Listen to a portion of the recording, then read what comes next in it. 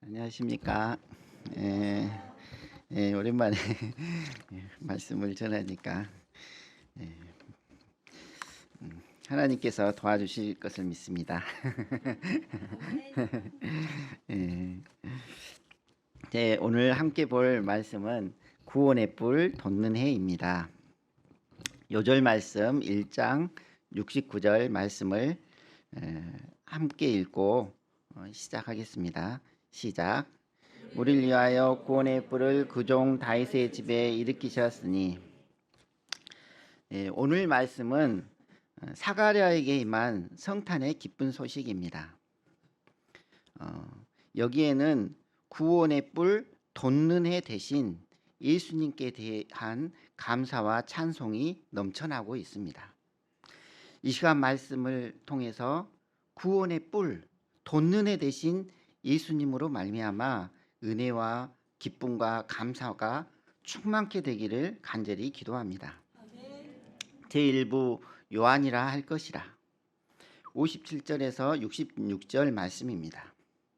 57절을 보십시오. 엘리사벳이 늙은 말년에 해산할 기한이 차서 아들을 낳았습니다. 이웃과 친족들이 주께서 그를 크게 긍휼히 여기신 것으로 인해서 다 함께 즐거워했습니다. 사가랴와 엘리사벳 부부는 하나님 앞에 의인으로서 주의 모든 계명과 규례대로 흠이 없이 살았습니다. 그런데 늙을 때까지 자식이 없었고 나이가 많았습니다.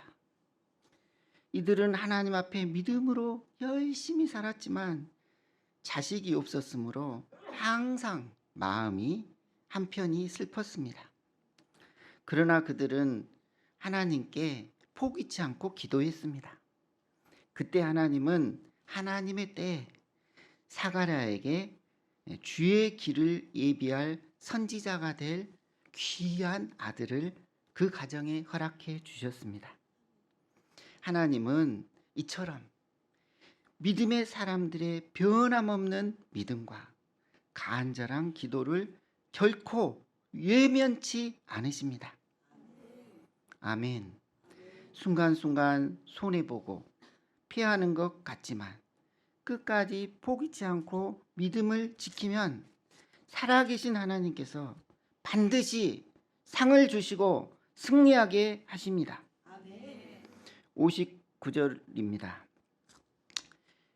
8일이 되어 할례를 행하게 되었습니다. 유대인들에게 있어서 할례식은 축제 그 자체입니다. 왜냐하면 또 한 사람의 유대인이 태어나기 때문입니다. 할례를 행하는 자가 표피를 빼면 아이는 그 고통으로 자지러지게 울지만 포도주를 먹이면 그 맛으로 인해서 금세 울음을 그친다고 합니다. 제가 동영상을 열심히 찾아봤는데 진짜 하는 그것은 못 봤는데 정말 그렇게 한다고 합니다. 그리고 그 자리에서 아버지가 하나님이 주시는 영감을 따라서 이름을 짓는다고 합니다. 이런 관례를 따라서 사가랴가 이름을 주어야 했지만 사가랴는 하나님으로부터 벙어리 훈련을 받고 있는 터라 그렇게 할 수가 없었습니다.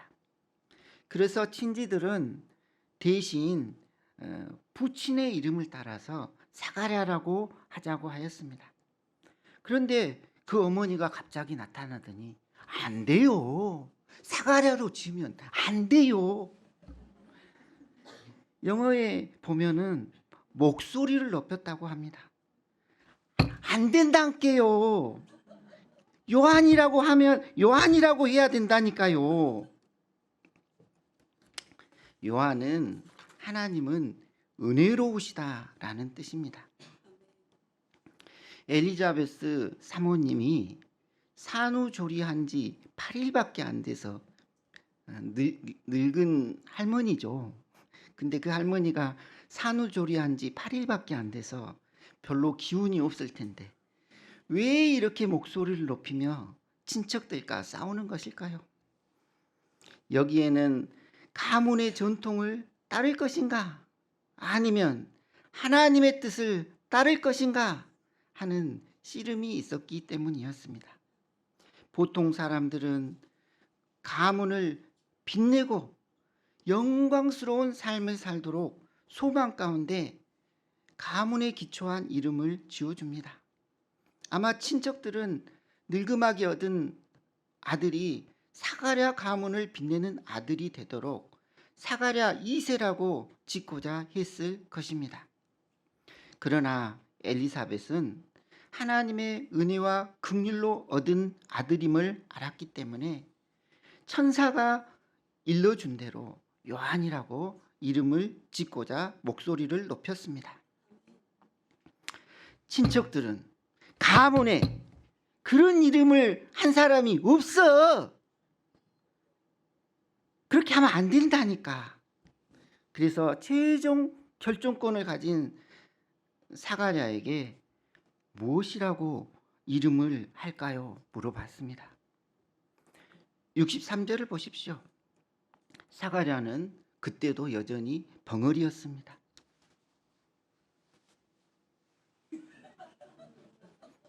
요한. 요한이라고 썼습니다. 사가랴 주니어 요한이라고 두리뭉실하게 쓰지 않고 요한이라고 썼습니다. 사실 사가랴 엘리사벳 부부도 뒤늦게 얻은 아들을 자신들 노후를 돌봐줄 아들로 키우고 싶은 마음이 있었습니다. 그래서 집에서는 하나님의 뜻대로 요한이라고 부르지만 밖에서는 그 전통에 따라서 사가랴로 올릴 수 있었습니다. 그러나 이들 부부는 화장실 들어갈 때의 마음과 화장실 나올 때의 마음이 다른 그런 세속적인 사람과는 달랐습니다. 그들은 하나님이 주신 은혜를 알고 어찌하든지 절대적으로 그 은혜를 감당하고자 하는 하나님 앞에 의인이었습니다. 사가랴가 하나님의 뜻에 순종하여 요한이라고 하자 그 막혔던 벙어리 입이 열려서 말을 하게 되었습니다. 혀가 풀려 하나님을 찬송하기 시작했습니다. 입이 열리자마자 찬송한 것을 보면 사가랴가 10개월 동안 벙어리 훈련을 진실되게 받았음을 알 수 있습니다. 훈련을 어떻게 받느냐에 따라서 믿음의 세계로 나갈 수도 있고 쓴뿌리가 생겨서 원망과 불평 가운데 믿음에서 떨어질 수도 있습니다. 하나님은 때로 우리의 그 불신과 교만을 깨트리고 믿음의 사람, 겸손의 사람이 되게 하시려고 입을 다물고 때를 기다리도록 철저히 낮출 때가 있습니다. 그때 우리는 하나님 앞에 겸비한 마음으로 겸손 훈련을, 믿음의 훈련을 잘 받아야 합니다. 사람들은 이 모든 것을 보고 하나님께서 행하신 일이요, 이 아이에게 하나님의 크신 뜻이 있음을 깨닫고 사람들은 두려워하게 되었습니다. 사가랴 부부의 절대적인 믿음이 주위 사람들에게 영향력을 끼쳤습니다. 우리도 사가랴 부부와 같이 은혜를 주신 하나님의 선한 뜻을 깨닫고 받은 은혜를 잘 감당하는 성숙한 종들이 되기를 기도합니다. 저도 작년 여름부터 겨울까지 하나님의 훈련을 받았습니다. 잘 아시죠? 우리 둘째 아들 의진이가 작년에 육사 3학년이었는데 육사 3학년 때부터 훈련을 받던 중 갑자기 허리가 안 좋아져 참고 참다가 방학 때 왔는데 집에 왔을 때는 거의 걷지를 못하는 상태가 되었습니다. 그래서 그 모습을 보고 저는 더 이상 육사를 다니지 못할 상황이 되어 휴학을 시키고 이제 남는 기간 70일 동안 수능을 준비하도록 하였습니다. 저희 부부와 의진이는 매일같이 허리가 낫도록 제가 손을 허리에 대고 안수를 하였고, 또 치과 대학을 원서 접수하고 합격하도록 기도하였습니다. 그리고 광주에 잠깐 방문했던 제임스 목사님, 제임스 선교사님 가정과 또 송이삭 선교사님 가정과 기도하면서 기도 부탁을 했습니다. 의진이 허리가 낫도록 기도를 하고, 정말 의진이 허리가 나으면 선교사로 가겠다고 네, 그런 말을 했습니다. 그런데 하나님께서는 그 기도를 들어주셨습니다. 들어주시고 의진이 허리가 많이 좋아지고, 조대치대에 그 사연은 다 아시죠? 기적적으로 합격시켜 주셨습니다. 저는 이 사건을 경험하면서 합격해 하시면, 허리가 나으면 선교사로 가겠다는 소원 기도가 항상 저 머리에 떠나지 않았습니다. 제가 그 기도를 잊지 않고 지킬 수 있기를 기도합니다. 사가랴 부부는 화장실 갈 때의 마음과 가기 전 마음과 화장실 가고 난 마음이 달라지지 않는 의인이었습니다. 저도 그런 의인이 될 수 있기를 기도합니다. 제2부 사가랴의 찬송시. 사가랴가 성령 충만함을 받아서 이제 예언하기 시작했습니다. 찬송하리로라 주 이스라엘의 하나님이여.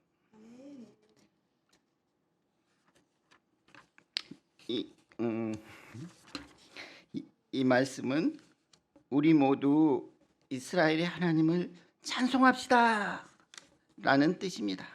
아멘. 여기에는 인생들을 구원하기 위해서 그 아들을 보내신 하나님께 대한 감사와 찬양이 넘쳐나고 있습니다. 우리도 성탄을 그 연례 행사처럼 무덤덤하게 맞이할 것이 아니라, 나를 구원하기 위해서 오신 예수님을 기뻐하고 찬양하는 감동이 있는 성탄으로 맞이해야겠습니다. 그러면 구체적으로 어떤 은혜를 우리에게 주셨기에 사가랴가 이렇게 감동하고 찬양하는 것입니까? 첫째, 그 백성을 돌보셨다는 것은 출애굽기에 나오는 것처럼 고통받고 있던 그 백성을 돌아보기 위해서 찾아오셨다라는 것입니다. has come, 찾아오셨다. 당시 이스라엘은 말라기 선지자 이후 구약의 제일 마지막 성경이 무엇입니까? 말라기입니다. 신약의 처음 성경은 마태복음입니다. 그 사이의 간격이 400년입니다. 그 400년이 바로 영적인 암흑기였습니다. 바벨론 포로 기간 중에도 하나님께서는 여러 선지자들을 통해서 이스라엘 백성들에게 말씀을 주심으로 희망을 심으셨는데, 이 400년 동안은 선지자도 없고 말씀도 없었습니다. 구약 말라기 이후에 다른 구약 성경이 있습니까? 없죠. 바로 이 시기에는 선지자도 없고 말씀도 없었습니다. 오히려 페르시아, 헬라, 로마의 압제를 받으면서 정말 역사상 가장 어둡고 가장 절망적인 상황에 처했습니다. 여러 왕조가 바뀌면서 고통을 당한 것도 고통이었는데, 선지자가 없고 말씀이 없는 고통은 이루 말할 수 없는 고통이었습니다.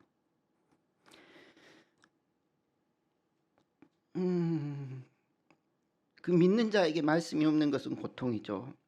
당대 의인이었던 사가랴도 고통 가운데 있었습니다. 하나님께서 우리와 함께 하시는가? 우리를 돌아보고 계시는가? 의문을 가졌습니다.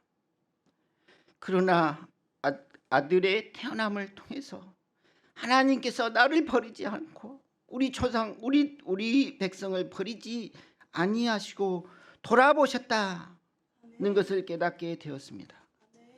그것도 영광의 하나님께서 그들을 돌아보기 위해서 직접 신방 오시니 감사와 찬송을 드리지 않을 수 없었습니다.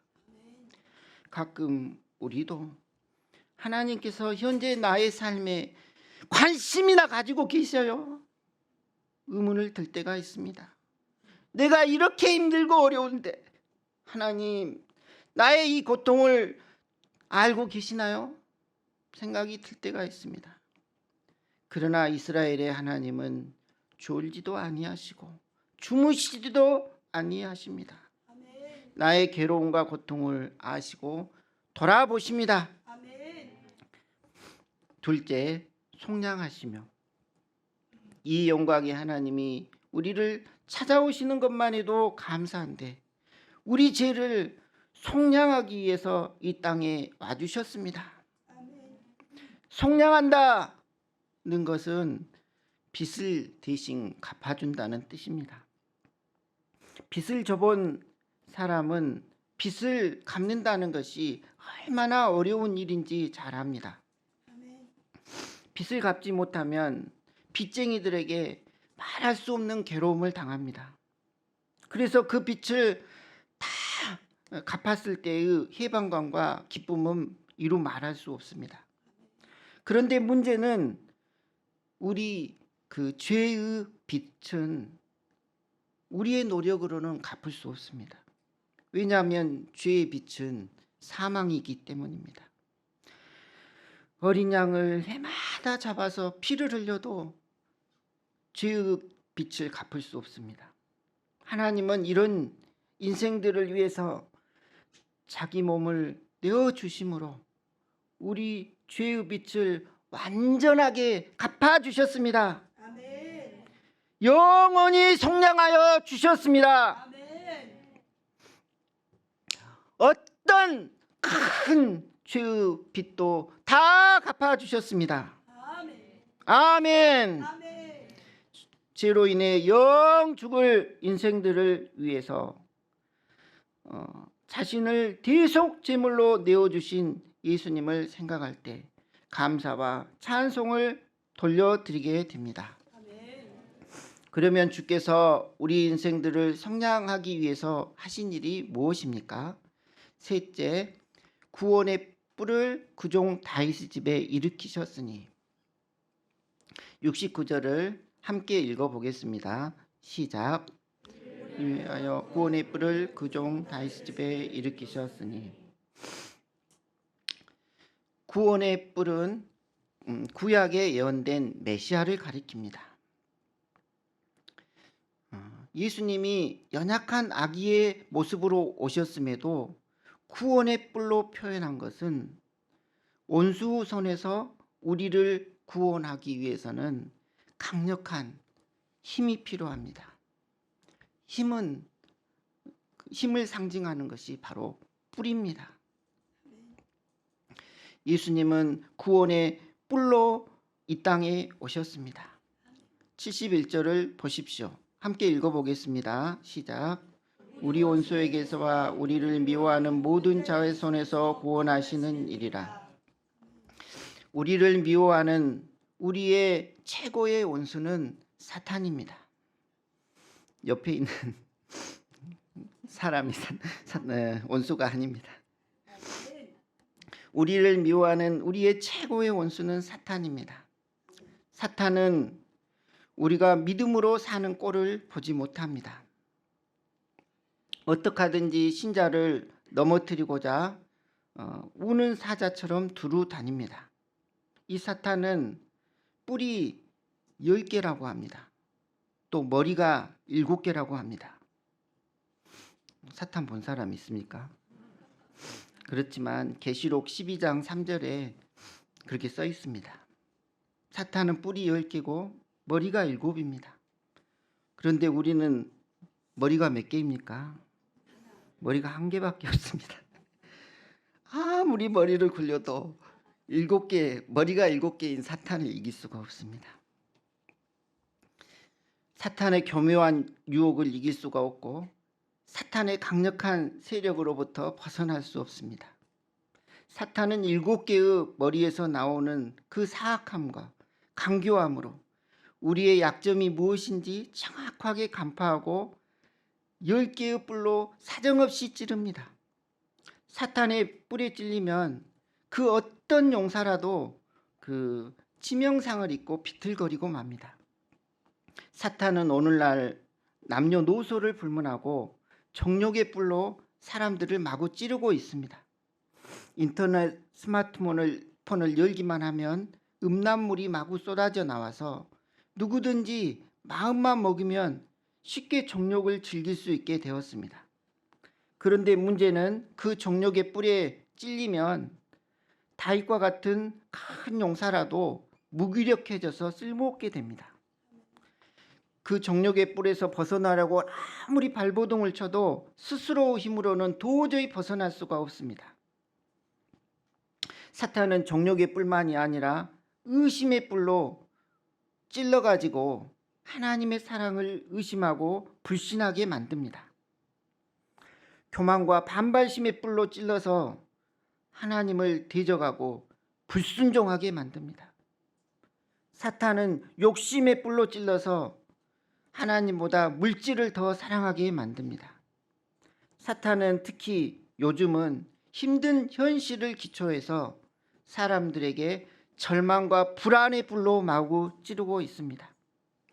취직도 어렵고 자녀 양육도 어렵고 내 집 마련도 너무 어렵기 때문에 결혼도 포기하고 아이 낳는 것도 포기하고 내 집 마련도 포기하고 살아갑니다. 알 수 없는 미래, 미래로 염려와 불안에 시달리는 사람들이 많이 있습니다. 그래서 요즘 자낙스라는 항불안제가 전 세대에 걸쳐서 감기약처럼 날개 돋친 듯이 팔린다고 합니다. 각종 불안 장애에 시달리고 이를 견디지 못해서 스스로 생을 마감하는 사람도 있습니다. 사탄은 자비란 것이 아예 없기 때문에 우리의 사정을 조금도 봐주지 않습니다. 힘들겠구나. 오늘은 좀 봐줄게. 그런 게 없습니다. 시쳇말도 한 놈만 팬다. 약점을 발견하면 집요하게 찌르고 또 찔러서 완전히 넘어뜨리고자 합니다. 도대체 누가 이 사탄의 불로부터, 이 사탄의 집요한 공격으로부터 우리를 구원할 수 있을까요? 대통령이 할 수 있을까요? 아니면 대기업 CEO가 할 수 있을까요? 아닙니다. 오직 구원의 뿔 대신 예수님만이 우리를 구원하실 수 있습니다. 아멘. 성육신하신 예수님은 사탄의 어떤 뿔도 무력화시키는 가장 강력하고 힘 있는 구원의 뿔이 되십니다. 아멘. 예수님은 십자가에 죽으시고 부활하심으로 사망을 이기셔서 사탄의 머리를 박살내시고 완전하고도 영원한 승리를 거두셨습니다. 아멘. 이 구원의 뿔 예수님을 영접하면 나를 괴롭히는 그 죄의 세력으로부터 능히 벗어날 수 있습니다. 아멘. 아멘. 아멘. 정욕의 유혹으로부터 벗어나서 거룩한 삶을 살 수 있습니다. 아멘. 우리를 못쓰게 하는 그 술과 게임에서 벗어날 수 있습니다. 아멘. 구원의 뿔 예수님은 죄의 종된 우리를 구원해 주시는 우리 인생들의 유일한 구원자이시고 희망이 되십니다. 아멘. 사탄의 뿔로부터 우리를 구원하여 주시는 구원의 뿔 예수님을 찬양합니다. 아멘. 말세가 될수록 사탄은 더 교묘한 방법으로 사람을 찌르고 파멸에 이르게 하고자 합니다. 그럴수록 우리는 구원의 뿔 대신 예수님을 굳게 붙들어야 합니다. 아멘. 72, 73절은 하나님께서 인생들을 구원하시는 동기가 무엇인지 말하고 있습니다. 우리 조상을 긍휼히 여기시며 그 거룩한 언약을 기억하셨으니 하나님께서 구원의 뿔 예수님을 보내신 것은 우리 조상을 긍휼히 여기셨기 때문입니다. 곧 우리 조상 아브라함에게 하신 맹세를 지키기 위함입니다. 하나님의 구원 역사는 우리가 잘나서 또는 우리의 간절함 때문에 이루어진 것이 아닙니다. 오직 인간을 불쌍히 여기시는 하나님의 긍휼로 인함입니다. 74, 75절은 우리를 구원하신 목적이 잘 나와 있습니다. 75절을 함께 다 같이 읽어보겠습니다. 시작. 주의 앞에서 성결과 의로 두려움 없이 섬기게 하리라. 우리를 구원하신 목적은 잘 먹고 잘 살게 하려는 것이 아니라 총신토록 주님을 성결과 의로 섬기게 하기 위함입니다. 학교 다니는 동안만 아니면 환갑 때까지만 주님을 섬기는 것이 아니라 종신토록 평생토록 하나님을 섬기는 것입니다. 과거에는 마음이 음란하여 마음이 거짓되어서 마음이 더러워서 하나님을 감히 섬길 수 없었습니다. 그러나 이제 예수 그리스도로 인하여 죄 사함을 받고 정결케 된 우리는 이제는 성결과 의로 하나님을 종신토록 섬길 수 있게 되었습니다. 아멘. 할렐루야! 아멘. 그런데 어떤 사람은 주님을 섬기는 것을 얽매이는 것으로 생각합니다. 그러나 이것은 율법적인 형식적인 신앙생활입니다. 진짜 주님을 섬기는 것은 얽매이는 것이 아닙니다. 아멘. 물고기가 물을 만난 것처럼 너무나 행복하고 자유로운 것입니다. 아멘. 우리가 평생 주님을 섬기고 사랑하고 경외할 수 있다는 것은 매우 큰 축복입니다. 아멘. 왜냐하면 주님을 섬기는 삶에 진정한 행복과 자유와 기쁨이 있기 때문입니다. 아멘. 그런데 만약 우리가 구원을 받고 나서도 주님을 섬기지 않게 된다면 어떻게 될까요? 사탄에게서도 얽매이는 것이 없고 하나님도 섬기지 않으니까 너무나 자유로울 것 같습니까? 성경에는 그렇게 말하지 않습니다. 너무나 자유로운 것이 아니라 우리의 비어있는 그 마음에 다시 귀신이 들어온다고 합니다. 옛날에 내 안에 있던 그 귀신이 밖에 나갔다가 더 악한 친구 7귀신을 데리고 들어오므로 전보다 우리 형편이 더 비참하게 될 것이라고 말을 합니다. 주님을 섬기지 않으면 바로 그렇게 됩니다. 바로 내 내면이 지옥이 됩니다. 그러므로 감사와 기쁨으로 주님을 성결과 의로 종신토록 섬기는 삶은 진정한 축복인 것입니다. 아멘. 아멘. 아멘. 사가랴는 예수님을 깊게 묵상하다가 이제 자기 아들에 대해서 예언하기 시작했습니다. 76절을 보십시오. 이하여 내가 지극히 높으신 이의 선지자라 일컬음을 받고 주 앞에 앞서가서 그 길을 준비하여 요한은 지극히 높으신 이의 선지자라 일컬음을 받고 주 앞에 앞서가서 주의 길을 예비하게 됩니다. 높아진 마음을 낮추고 패이고 뒤틀린 마음은 돋우고 펴서 사람들 마음에 예수님이 임할 수 있도록 합니다. 이 사명은 우리가 하는 사명이죠. 이 사명은 매우 힘든 일이기 때문에 엘리야의 심정과 믿음을 그에게 주사 이를 감당하게 하십니다.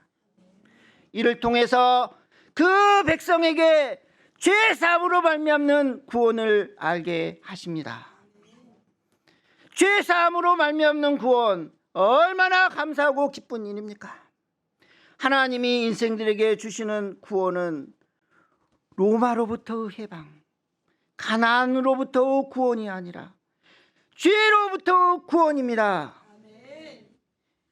이 구원은 본질적인 구원이고 영원한 생명과 참 자유를 주는 완전한 구원입니다. 78절 하반절부터 79절을 다 같이 읽어보겠습니다. 시작. 위로부터 우리에게 임하여 어둠과 죽음의 그늘에 앉은 자에게 비치고 우리 발을. 예수님이 오시기 전에는 온 세상이 죄로 인해서 캄캄하고 참 빛이 없었습니다. 예수님이 오기 전에는 사방을 둘러봐도 흑암과 사망의 그늘뿐이었습니다. 이런 어둡고 절망적인 세상에 예수님이 돈눈에로 임하심으로 세상에 빛이 비추게 되었습니다. 아멘. 해가 뜨기 전 세상이 가장 어둡습니다. 그러나 해가 떠오르면 칠흑 같은 어두움은 사라지고 찬란한 빛으로 가득 차게 됩니다. 우리 인생도 마찬가지입니다. 예수님을 만나기 전 우리의 내면은 정말 칠흑같이 어둡고 사망 권세로 가득하게 됩니다. 그러나 돈눈에 대신 예수님이 임하면 죄 사함으로 인해서 모든 어둠과 절망의 세력이 물러가고 생명의 빛으로 충만하게 됩니다. 죄사함을 받은 그 심령에 성령께서 함께 하심으로 새로운 삶을 살 에너지가 충만하게 됩니다. 그래서 그 시커멓던 얼굴이 해처럼 맑아지고 외양간에서 나온 송아지처럼 힘차게 뛰게 됩니다. 아멘. 한마디로 BC와 AD로, BC에서 AD로 바뀌게 됩니다. 돈눈의 예수님은 이처럼 우리에게 생명과 빛과 희망을 주시는 분입니다. 사람들은 갈수록 불확실한 미래로 절망과 어둠 속에 있습니다. 이런 세상을 바라보면 저도 불안하고 두렵습니다. 그러나 돈눈에 대신 예수님 안에 참된 희망과 구원의 길이 있습니다. 새해를 맞아서 해돋이 구경하러 가실 계획이 있으십니까? 해돋이 구경하러 동해안으로 갈 것이 아니라 돈눈에 대신 예수님을 새롭게 마음에 깊게 영접함으로 희망찬 새해를 맞이할 수 있기를 간절히 기도합니다. 아멘. 저도 예수님을 믿기 전에 캄캄한 어두움과 같은 인생을 살았습니다. 지금은 이제 밝지만 옛날 사진을 보면 이렇게 눈썹이 올라가고 빼빼 마르고 인상을 쓰고 다녔던 것 같습니다. 마음이 음란하여 음란한 영상들을 즐겨보고 음란한 행위를 즐기는 자였습니다. 또 미움이 가득해서 친구들과 비교하면서 친구들을 미워하고 또 아버지도 사랑하지 못하고 아버지에게도 인사를 잘하지 않는 나쁜 놈이었습니다. 사연은 있지만은 또 친구들이 못생겼다고 뭐라고 하고 웃지 말라고 저를 괴롭혔는데 그런 친구들이 머릿속에서 생각이 나면 벽을 치면서 괴로워했습니다. 또 세상에서 인정받고 싶었지만 성격이 소심해서 사람들과 잘 어울리지 못하는 애로운 인생을 살았습니다. 그래서 저는 대학에 가면 정말 이런 소심함에서 벗어나고 싶었습니다. 그래서 여러 동아리에 들고 열심히 동아리 활동을 하며 밝은 인생을 살아보고자 했습니다.